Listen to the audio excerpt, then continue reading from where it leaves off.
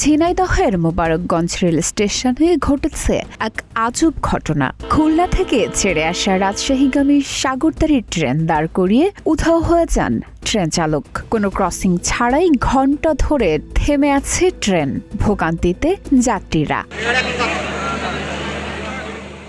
প্রায় ১.৫ ঘণ্টা পর ৭টা ১৫ চালক ফিরে এসে ট্রেন নিয়ে যাত্রা শুরু করেন। এই ঘটনায় ট্রেনের যাত্রীরা চরম ক্ষোভ প্রকাশ করে। বৃহস্পতিবার বিকেল ৫:৩০টার দিকে এই ঘটনা ঘটে।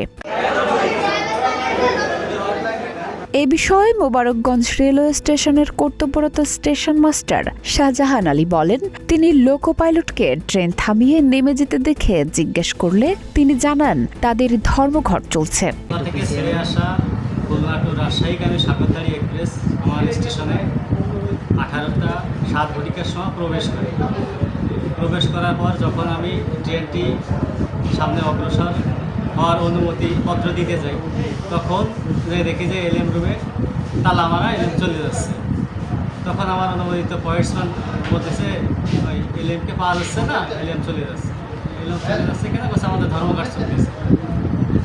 এই বলে এলএম 1 ঘণ্টা 15 মিনিট এলএমকে খুঁজে পাওয়া যাচ্ছিল।